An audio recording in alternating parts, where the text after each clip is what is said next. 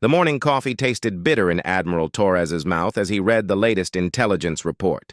23 years of military service, and he had never seen numbers like these. The alien armada approaching Earth contained over 15,000 ships. Humanity could barely scrape together 30 vessels that deserved the name warship. Torres set down his cup and walked to the massive window overlooking Earth's orbital shipyard. Workers scrambled like ants across the hull of humanity's newest destroyer, the Independence. She was barely 200 meters long, a tiny speck compared to the alien dreadnoughts that stretched over 5 kilometers each. The ship's weapons were primitive chemical rockets and basic laser arrays. The aliens possessed energy shields that could absorb the output of Earth's sun without strain. The door to his office slid open with a soft hiss. Commander Mills entered carrying another stack of reports that would only make the situation look worse. Torres had known Mills for 15 years, served with him on 3 different ships. The man's usually steady hands shook slightly as he placed the documents on the desk. "Sir, the Galactic Council's final response came through an hour ago," Mills said. His voice carried the weight of a man delivering a death sentence. Torres picked up the transmitted message. The alien text had been translated into 17 human languages, though the meaning remained crystal clear in all of them. Humanity had 72 hours to surrender completely. All human settlements beyond Earth's moon would be dissolved. The human population would be relocated to designated zones on Earth. Most importantly, humanity would never again attempt to develop faster-than-light travel or expand beyond the Sol system.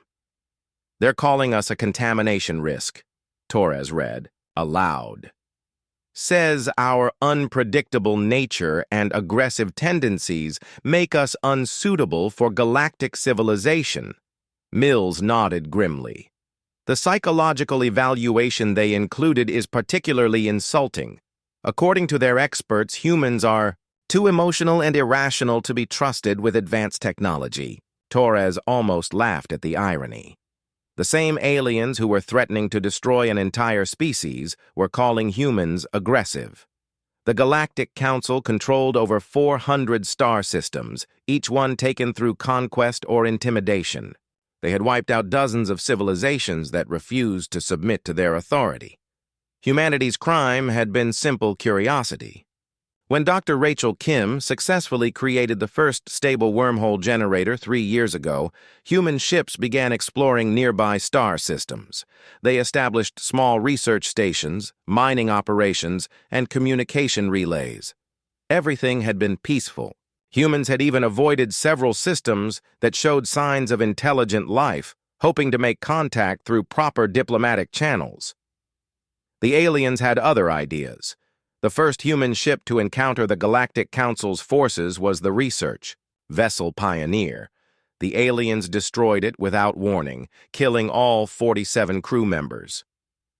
When humanity demanded an explanation, the Council claimed that humans had violated territorial boundaries in star systems that showed no signs of alien presence. The diplomatic talks that followed lasted 2 years and accomplished nothing. The aliens made their position clear from the beginning. Humanity was a young, violent species that posed a threat to galactic peace. Earth would be allowed to exist, but only under strict supervision. Human space travel would be limited to the immediate area around Earth. Any attempt to develop advanced weapons or expand further would result in total annihilation. Torres remembered the day the talks finally broke down. Ambassador Williams had spent 18 months trying to find common ground with the alien negotiators. The breakthrough moment came when Williams asked a simple question: what would humanity need to do to earn equal status in the galactic community? The lead alien negotiator, a creature that looked like a cross between a praying mantis and a tree trunk, had tilted its head in what humans learned was the equivalent of a confused expression. The concept of earning equality was apparently foreign. To them, in their society, strength determined status. Weak species served strong ones. There was no path to advancement through negotiation or demonstration of peaceful intent. The war declaration had arrived 3 days later. Now Torres stood in his office, looking at the most hopeless military situation in human history. The alien fleet would arrive in 68 hours. Earth's defenders included 28 destroyers, 17 frigates, 8 heavy cruisers, and exactly 0 vessels larger than 600 meters. The orbital defense platforms might slow down the alien advance for a few minutes before being vaporized. Military analysts estimated that humanity's entire fleet would be destroyed within the first 10 minutes of combat. The aliens would then proceed to bomb Earth's major cities from orbit until the planet surrendered. Conservative estimates suggested that 50 million humans would die in the opening bombardment alone. Torres picked up his communication device and activated the fleet-wide channel. 28,000 men and women serving aboard humanity's ships deserve to hear the truth from their commanding officer. This is Admiral Torres speaking to all vessels of the Colonial Defense Force, he began. His voice carried across the solar system to every human ship. In approximately 67 hours, we will face an enemy force that outnumbers us by more than 500 to 1. Their ships are larger, faster, and more heavily armed than anything in our fleet. Military doctrine suggests that we cannot win this fight. He paused, looking out at the shipyard where workers continued their desperate preparations. However, military doctrine has never accounted for human stubbornness. We may not have the best ships or the biggest guns, but we have something the aliens have never encountered before. We have the absolute refusal to go quietly into extinction. The communication channel remained silent for several long seconds. Then, from the bridge of the destroyer Defiance, Commander Lisa Park's voice crackled through the static. "Sir, the Defiance is ready to show these aliens what humans do when someone threatens our home." Similar responses echoed from ships across. The fleet. The cruiser Vengeance reported all systems operational and crew eager for battle. The frigate Determination announced that its crew had volunteered for the most dangerous assignments. Even the smallest patrol ships declared their readiness to fight. Torres smiled for the first time in days. The aliens had made detailed psychological profiles of humanity, but they had missed the most important trait of all. When faced with impossible odds and certain death, humans did not surrender. They adapted, improvised, and found ways to win that no rational analysis could predict. The war would begin soon, and Admiral Torres intended to give the galaxy a lesson in human determination that would echo across the stars for centuries to come. Dr. Rachel Kim had not slept in 36 hours, but her eyes remained sharp as she studied the holographic display floating above her laboratory table. The three-dimensional map showed the alien fleet's approach vector, updated in real time by Earth's deep space monitoring stations. 15,000 hostile ships moving in perfect formation toward humanity's home world. Most people would see certain doom in those red dots creeping across the star chart. Rachel saw the most beautiful pattern she had ever witnessed. "Computer, enhance sections 7 through 12, she said softly. The hologram zoomed in on a cluster of alien vessels near the fleet's center. These were the command ships, massive constructs that coordinated the movements of hundreds of smaller vessels. Now show me the communication patterns from the last 6 hours. Golden threads of light appeared, connecting each ship to its neighbors in an intricate web of data transmission. The aliens used quantum entanglement for instantaneous communication across vast distances, a technology that humanity had only begun to understand. Rachel had spent 3 years studying captured alien equipment, trying to reverse engineer their communication systems. What she discovered would have been fascinating under different circumstances. The aliens had created a single, unified network that connected every ship in their armada. Orders flowed from the command vessels to the smallest fighters in milliseconds. Sensor data, tactical updates, and status reports traveled through quantum channels that allowed perfect coordination between thousands of individual units. The system was a masterpiece of engineering. It was also the most vulnerable network Rachel had ever encountered. Dr. Kim?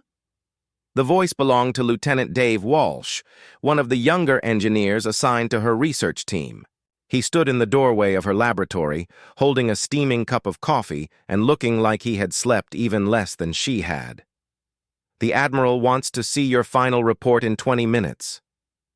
Rachel nodded without looking away from the hologram. "Tell him I'll have something more interesting than a report." The breakthrough had come 18 hours ago, when Rachel finally understood why the alien communication system was so efficient.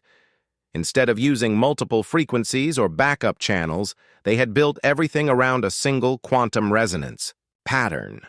Every ship in their fleet operated on the same fundamental frequency, creating a network of unprecedented speed and clarity. It also meant that one properly calibrated signal could bring down the entire system. Rachel's fingers danced across the control interface, bringing up a secondary display. This one showed Earth's communication array, a massive construction of satellites and quantum transmitters that humanity used for long-distance messaging. The system was primitive compared to alien technology, but it had one advantage that the aliens had never considered. Human communication networks were designed to survive interference, not to achieve perfect efficiency. "Computer, run Simulation Protocol 47, Rachel commanded. The hologram shifted, showing a theoretical scenario where Earth's communication array transmitted a carefully modulated quantum pulse toward the alien fleet. The pulse would appear harmless, just another attempt at diplomatic contact. But when it intersected with the alien network, something interesting would happen. The simulation played out in slow motion. The human signal reached the first alien ship and was automatically analyzed by the vessel's communication systems. Finding nothing threatening, the alien computers began to decode the message. As they did, the quantum resonance pattern embedded in the signal began to interfere with the ship's own communication frequency. The interference would normally be filtered out within microseconds, but Rachel had designed her signal to mimic the quantum signature of an alien command ship. The receiving vessel's computers would interpret the interference as a high-priority military order and attempt to relay it to other ships in the network. The result was a cascade failure that spread through the entire alien fleet in less than 30 seconds. Rachel's laboratory door chimed, and Admiral Torres entered without waiting for permission. The man looked like he had aged 10 years in the past, weak, but his eyes remained alert and determined. "Dr. Kim, please tell me you have good news." "I have impossible news," Rachel replied, gesturing to the holographic display, "which is often better than good news." Torres studied the simulation results, his expression growing more incredulous by the second. "You're telling me that we can shut down their entire fleet with a single transmission?" "Not shut down," Rachel corrected. "Confuse. Their ships will lose communication with each other, but individual systems will remain functional. Think of it as cutting the phone lines during a battle. The soldiers can still fight, but they can't coordinate their attacks." Torres frowned. "How long would the effect last?" "Unknown. Possibly minutes, possibly hours. The alien computers will eventually recognize the interference and develop filters to block it. But during those first few minutes, their fleet will be completely blind and deaf." The Admiral began pacing around the laboratory, his military mind already working through the tactical implications. Even a few minutes of confusion could change everything. If their formation breaks up, if their command ships lose contact with their escorts— "There's more," Rachel said. She manipulated the hologram to show a different scenario. "The alien ships all use the same life support protocols. When their communication network fails, their environmental systems will default to emergency mode. Lights will dim, artificial gravity will fluctuate, and atmospheric processors will reduce oxygen levels to conserve power." Torres stopped pacing. "You're talking about making them panic. I'm talking about exploiting the fact that they've never faced an enemy capable of turning their own technology against them," Rachel explained. "According to our intelligence reports, the Galactic Council has fought over 200 wars in—" The past millennium. They've always won through superior firepower and overwhelming numbers. They've never had to deal with an opponent who could disable their fleet without firing a single shot. The implications were staggering. For centuries, the aliens had dominated through technological superiority. They had built their entire military doctrine around the assumption that their equipment was invulnerable. The idea that a primitive species like humanity could interfere with their quantum networks was literally inconceivable to them. Torres activated his communication device. "This is Admiral Torres to all senior staff. Emergency meeting in Conference Room Alpha in 10 minutes. Dr. Kim, bring everything you have." As the Admiral left to gather his officers, Rachel began collecting her research data. 3 years of studying alien technology had led to this moment. Humanity's survival depended on a single quantum pulse that would either save Earth or accomplish nothing more than announcing their location to an angry enemy fleet. She thought about the 47 crew members who died aboard the Pioneer when humanity first encountered the Galactic Council. Those men and women had been scientists and explorers, not soldiers. They had approached the alien ship with curiosity and hope, only to be vaporized without warning. Now Rachel had the chance to even that score. The aliens expected a conventional battle between their advanced fleet and humanity's primitive ships. Instead, they were about to discover that humans had a talent for unconventional solutions. The quantum pulse generator would be ready in 18 hours. The alien fleet would arrive in 36 hours. For the first time since this crisis began, those numbers looked like they might be enough. The bridge of the destroyer Independence had never been quieter. 23 officers and crew members sat at their stations, watching displays that showed the largest alien fleet in galactic history approaching Earth. Admiral Torres stood behind the captain's chair, his hands clasped behind his back, waiting for humanity's last gamble to either save their world or accomplish nothing at all. The alien armada had arrived exactly on schedule. 15,000 ships dropped out of faster than light. Travel at the edge of the solar system, their formation so precise it looked like a single massive organism. The lead vessels were already broadcasting surrender demands on every communication frequency humans had ever used. "Sir, we're receiving the standard ultimatum," reported Communications Officer Davis. Her voice remained steady despite the impossible situation. "They're giving us exactly 10 minutes to respond with unconditional surrender." Torres nodded. Intelligence reports had predicted this exact scenario.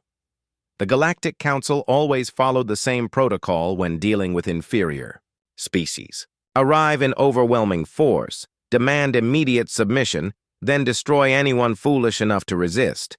It was a system that had worked flawlessly for over 1,000 years. "Dr. Kim, status report on the quantum pulse generator," Torres said, into his communication device. The scientist's voice crackled back through the bridge speakers. "All systems are operational, Admiral.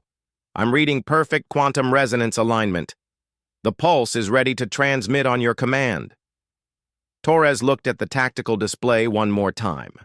The alien fleet had arranged itself in a standard conquest formation, with command ships at the center and smaller vessels forming protective screens around the edges. It was textbook military doctrine, designed to maximize firepower while protecting the most important vessels. It was also the perfect formation to ensure that a quantum pulse would reach every ship in the fleet within seconds of initial transmission. 12. "Ships, this is Admiral Torres," he announced on the fleet-wide channel. "In approximately 8 minutes, we will either witness the shortest war in galactic history, or we will make our last stand as free human beings. Either way, I am proud to serve alongside each and every one of you." The response came from every ship in humanity's fleet. 28 destroyers, 17 frigates, 8 heavy cruisers, and dozens of smaller vessels all reported ready for battle. Their crews knew they were facing impossible odds, but not one ship requested permission to withdraw. Torres had seen this kind of determination before, but never on such a scale. Humans had a peculiar reaction to hopeless situations. Instead of despairing, they became more creative, more stubborn, and more willing to attempt the impossible. The aliens had studied human psychology for years, but they had never understood this particular trait. "Admiral, incoming transmission from the alien command ship," Davis reported. "They want to speak with Earth's military commander." "Put them through," Torres replied. The main display flickered, then showed the interior of an alien bridge. The creature addressing him stood nearly 3 meters tall, with 4 arms and skin that looked like polished metal. Its voice came through the translation system as a series of precise, emotionless statements. "I am Fleet Commander Nexon of the Galactic Council. You will surrender all human military vessels immediately. Your species will be relocated to designated zones on your home planet. Resistance will result in the complete destruction of your civilization."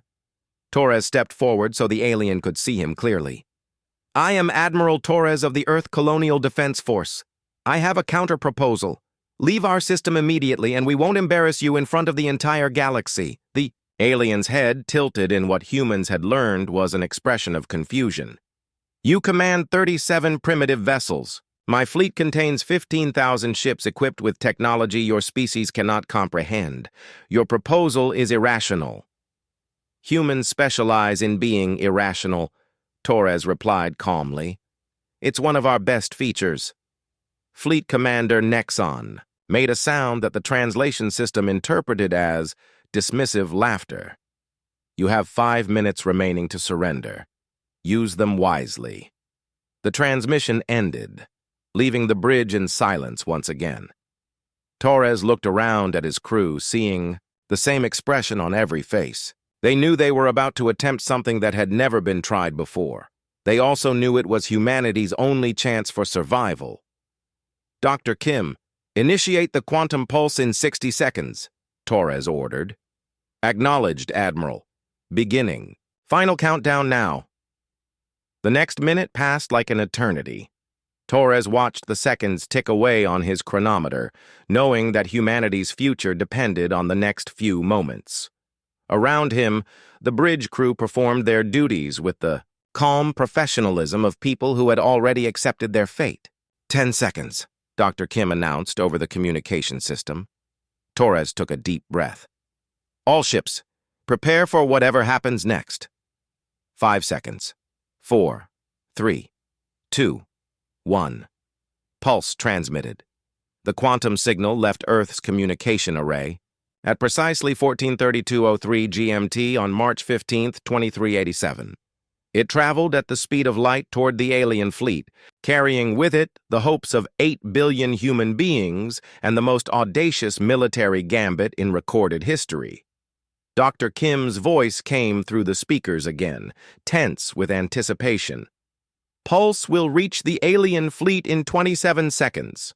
Torres counted down silently, watching the tactical display for any sign of change in the alien formation. For 26 seconds, nothing happened. The massive fleet continued its steady approach toward Earth, showing no indication that anything was wrong. Then, at exactly 14:32:30 GMT, every alien ship in the fleet simultaneously went dark. "My God," whispered Commander Mills. It actually worked. The tactical display exploded with activity as 15,000 alien vessels lost formation and began drifting through space. Their perfect military formation dissolved into chaos as ships collided with each other or veered off course. The massive command vessels, designed to coordinate the entire fleet, became silent metal hulks, floating helplessly in the void. "Dr. Kim, how long will this last?" Torres asked. "Unknown, sir, but I'm reading massive system failures throughout their fleet. Life support, navigation, weapons control, artificial gravity, everything tied to their communication network is offline." Torres activated the general fleet channel. "All ships maintain current positions. Do not engage the alien fleet unless directly attacked. Repeat, hold your fire unless fired upon." Through the bridge speakers, they could hear fragments of alien. transmissions as the enemy fleet's communication system slowly came back online. The translation system caught bits and pieces. Emergency protocols activated. Life support failing on decks 7 through 15. Unable to establish contact with command vessel. Fleet Commander Nexon's image appeared on the main screen again, but this time, the alien looked considerably less composed. Its metallic skin had taken on a dull, grayish color, and its four arms moved in what appeared to be agitation. "What have you done?" Nexon demanded. "Your attack has disabled our entire fleet." Torres smiled. "We haven't attacked anyone, Commander. We simply sent you a message. If your ships can't handle receiving communications from other species, perhaps you need better engineers." The truth was even more devastating than any physical weapon could have been. The Galactic Council's mighty fleet had been defeated not through superior firepower, but by their own overconfidence in their technology. They had built a network so efficient that it had become their greatest weakness. 57 seconds. That was how long it had taken to end a galactic war that everyone expected to last for days. The emergency session of the Galactic Council had been called for the first time in over 3 centuries. Representatives from 12 different civilizations gathered in the massive chamber on the neutral world of Concordia, their voices creating a cacophony of confusion, anger, and disbelief. The holographic display at the center of the room showed the same impossible image over and over again. 15,000 council ships floating helplessly in space around a small blue planet. High, Councillor Varek, the eldest member of the assembly, called for order with increasingly desperate gestures. The ancient being had witnessed the conquest of over 50 star systems during its lifetime, but it had never seen anything like the reports coming from the human system. "The fleet was disabled in under 1 minute, announced military advisor Thane, a creature whose species had invented faster-than-light travel over 2 millennia ago. Our most advanced vessels, equipped with technology that has dominated the galaxy for centuries, were rendered completely helpless by a single transmission from a primitive species." Councillor Dex, representing the warrior culture of the Rigel system, slammed one of its 6 fists on the table. "This is impossible. The humans possess no technology capable of such an attack. Our intelligence reports clearly state that their most advanced weapons are chemical rockets and basic energy beams." "The intelligence reports were wrong," Thane replied grimly. "The humans didn't use weapons at all. They exploited a vulnerability in our communication network that none of our engineers ever considered. They turned our own technology against us." The chamber fell silent as the implications sank in. For over 1,000 years, the Galactic Council had maintained its dominance through technological superiority. Every species they encountered used similar principles of engineering and warfare. The concept of an enemy who could disable their fleet without firing a single shot was beyond their understanding. High Councillor Varek accessed the detailed reports from Fleet Commander Nexon. The information was both humiliating and terrifying. The quantum pulse had not only disabled their communication systems, but had triggered cascade failures throughout their ships. Life support had fluctuated wildly, artificial gravity had failed on dozens of vessels, and several ships had actually collided with each other when their navigation systems went offline. "What was the human response after disabling our fleet?" asked Councillor Zara, whose aquatic species rarely spoke during council sessions. Thane consulted his data pad, and his expression grew even more confused. "They offered medical assistance. Human ships are currently rescuing crew members from damaged council vessels and providing emergency supplies to ships with life support failures." The chamber erupted in chaos once again. Councillor Dex's species had a concept roughly equivalent to honorable combat, but the idea of an enemy providing aid after achieving total victory was incomprehensible to them.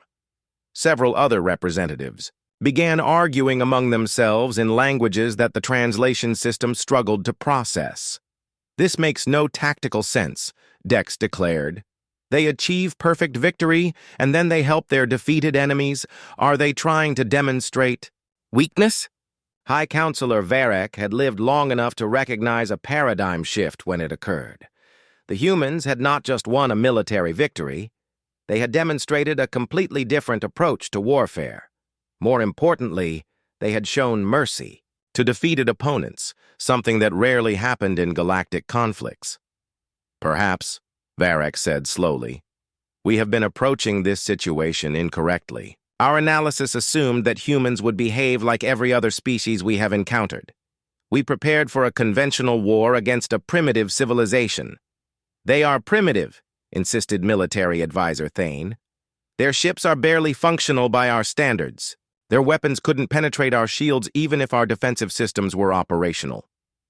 And yet they defeated our entire fleet without firing a single shot, Varek pointed out. Perhaps our definition of primitive requires adjustment. The debate continued for hours, but one fact remained undeniable. The most powerful military force in galactic history had been neutralized by a species that most council members had considered barely sentient. Worse, the humans had accomplished this victory through lateral thinking that no council strategist had anticipated. A priority transmission interrupted the session. Fleet Commander Nexon appeared on the main display, his metallic features showing clear signs of stress. Behind him, the bridge of his command ship was filled with repair crews working frantically to restore basic systems. High Counselor, I must report additional developments, Nexon began. The humans have requested permission to board our damaged vessels and provide technical assistance. They claim their engineers may be able to restore our communication systems more quickly than our own repair teams. Counselor Dex made a sound of outrage. They disabled our fleet, and now they want access to our most advanced technology? With respect, Counselor, Nexon replied, our most advanced technology has been proven vulnerable to human interference. At this point, we may need their help to return home. The statement hung in the air like a death sentence. The Galactic Council's mighty fleet, sent to destroy humanity, was now dependent on human assistance for basic survival. The strategic implications were staggering. High Counselor Varek made a decision that would change the course of galactic history. Fleet Commander, you are authorized to accept human assistance.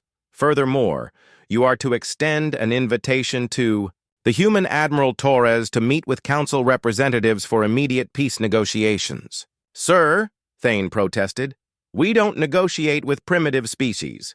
We either conquer them or destroy them. That doctrine has served us well for over a millennium, Varek acknowledged. However, it was developed for dealing with conventional opponents. The humans have demonstrated that conventional rules may not apply to them.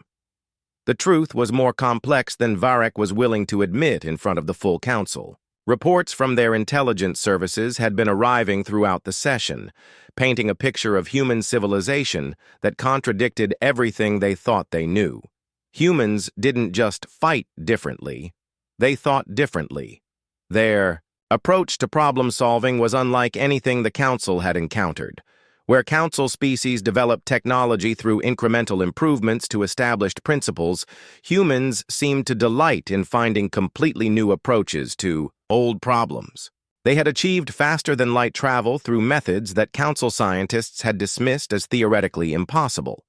Their social structures were chaotic by galactic standards, yet they had unified their entire species in less than a century. Most disturbing of all, humans appeared to view warfare as just one option among many for resolving conflicts.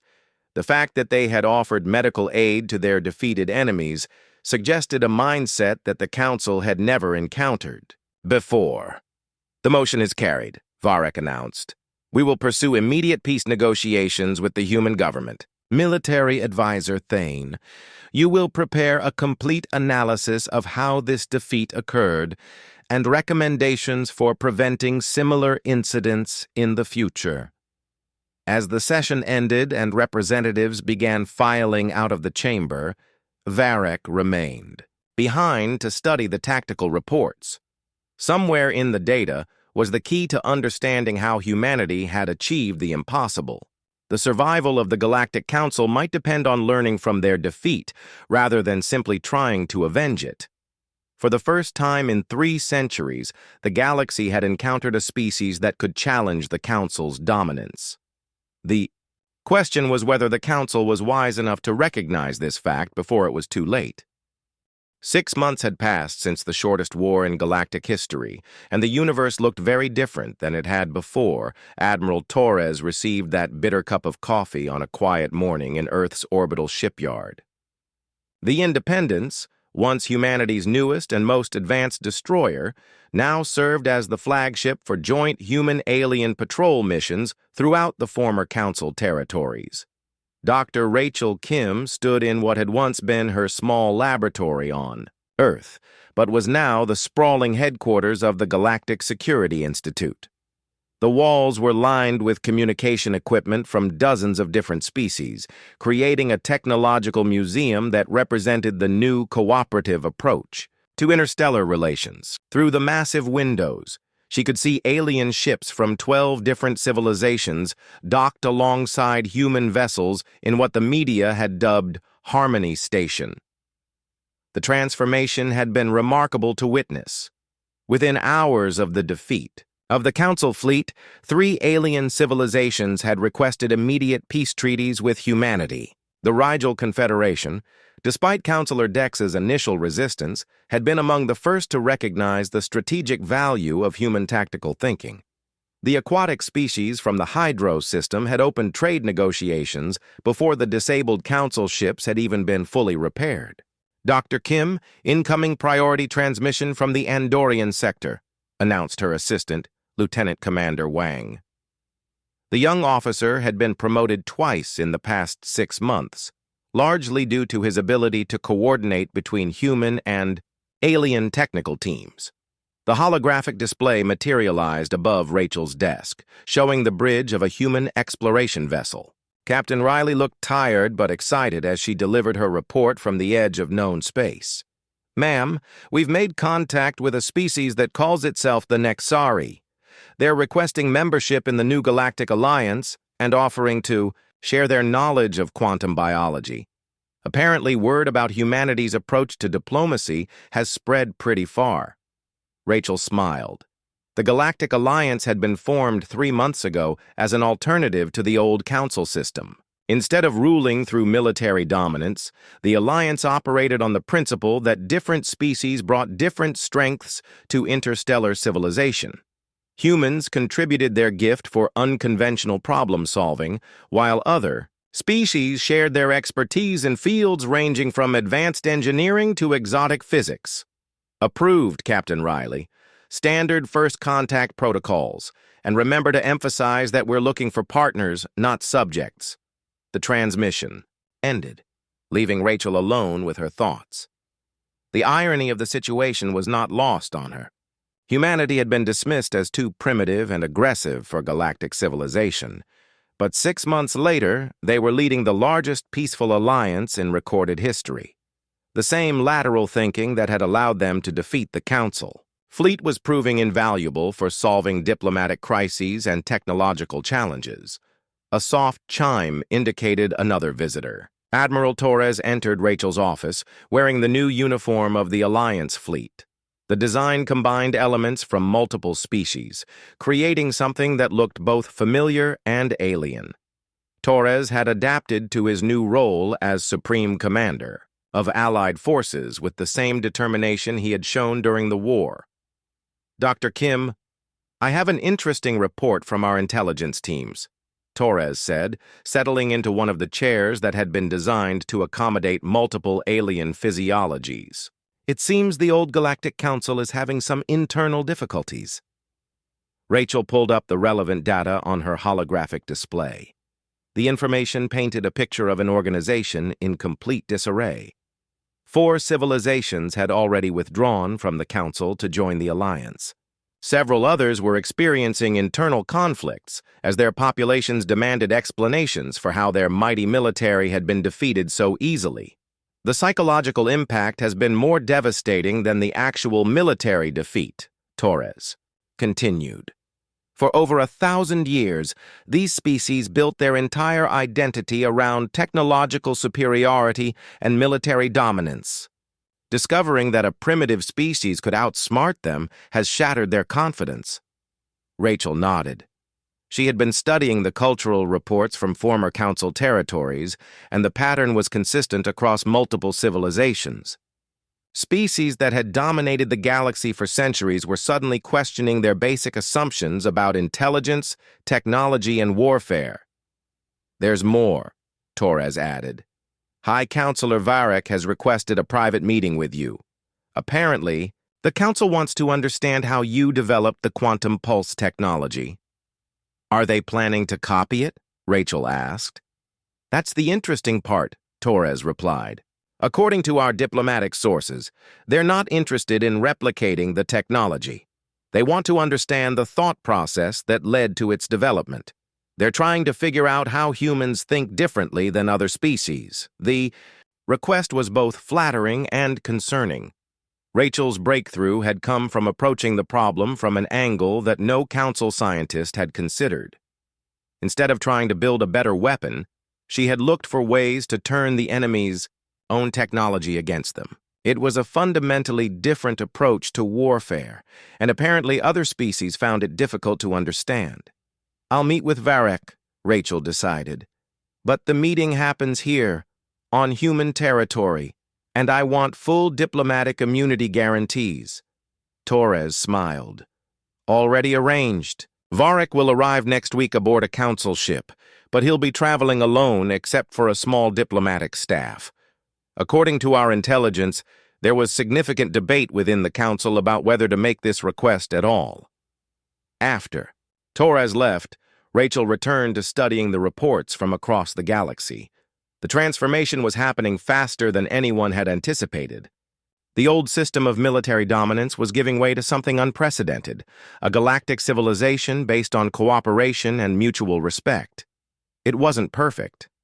There were still conflicts between different species, and some civilizations remained suspicious of human intentions.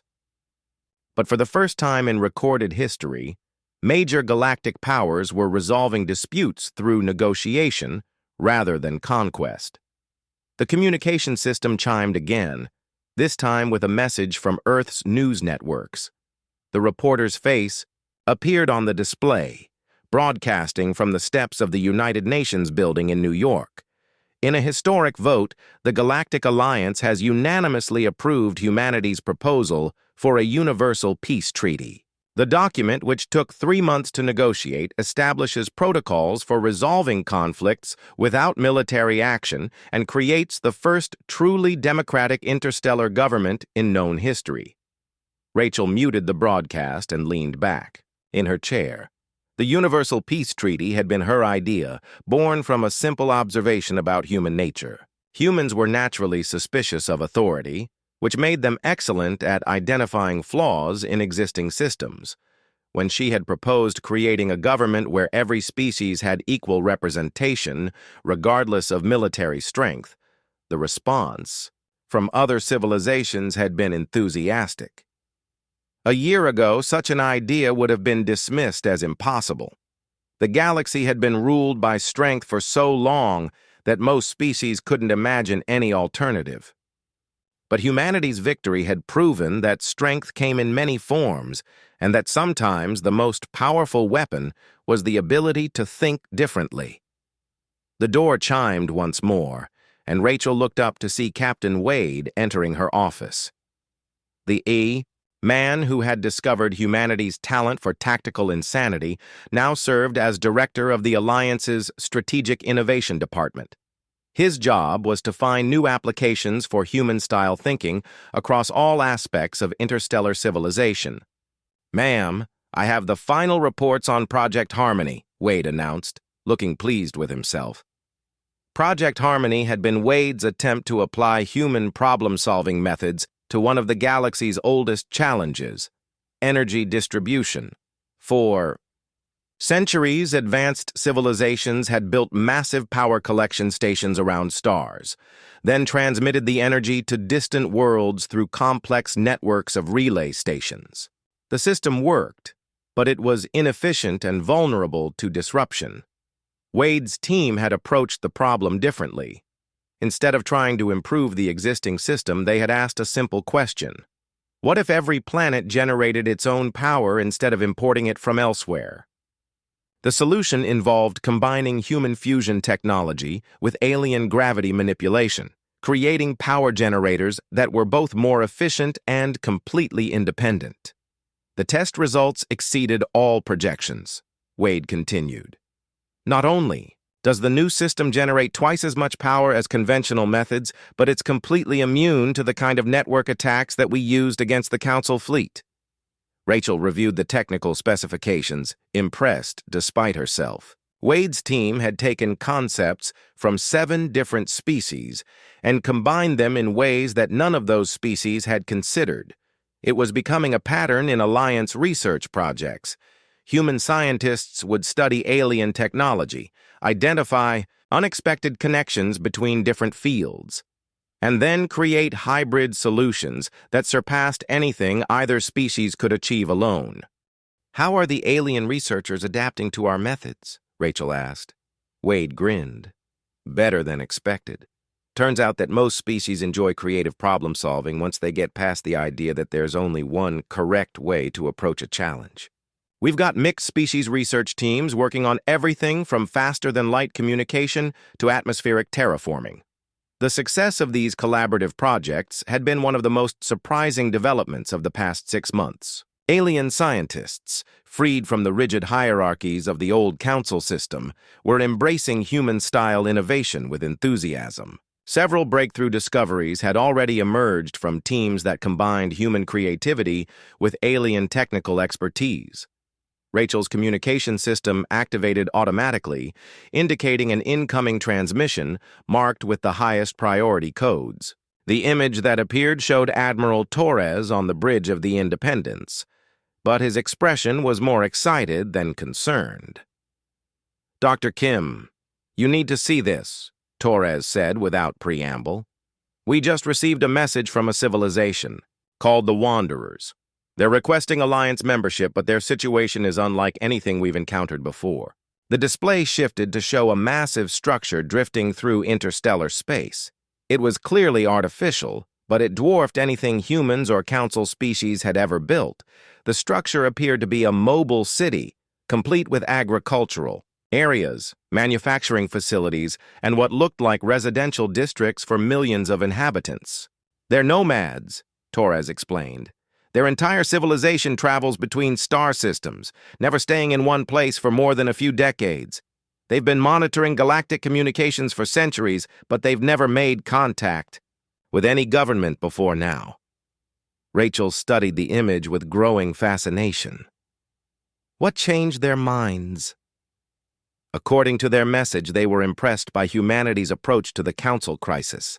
They said, and I quote, "Any species wise enough to win a war without fighting deserves consideration as potential friends." The implications were staggering. If the Wanderers joined the Alliance, they would bring technology and knowledge accumulated over thousands of years of travel. More importantly, they represented proof that the Alliance's reputation was spreading beyond the former Council territories. There's one more thing, Torres added. The Wanderers have offered to share their star charts with the Alliance. Apparently, they've mapped most of the galaxy during their travels, including regions that no other civilization has ever explored. Rachel felt a familiar excitement building in her chest.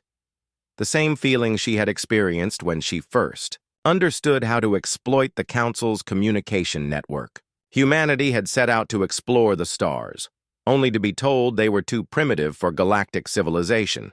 Now, less than a year later, they were leading an alliance that included some of the most advanced species in the galaxy.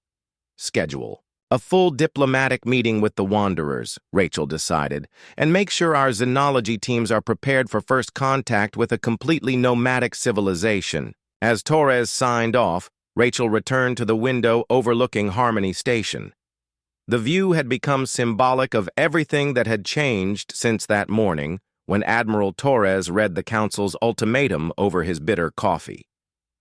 human ships, worked alongside alien vessels, their crews learning from each other and building something unprecedented in galactic history. The war that was supposed to end human expansion beyond Earth had instead launched humanity into a position of galactic leadership. The species dismissed as too primitive and aggressive had become the architects of the most peaceful and cooperative civilization the galaxy had ever known. Rachel smiled as she watched a human engineering team working with their alien counterparts to install new communication equipment on a Rigel Confederation ship. 6 months ago, those same aliens had been preparing to destroy Earth. Now they were eager partners in building a better future for all species. The shortest war in galactic history had ended in under a minute, but its consequences would shape the galaxy for generations to come.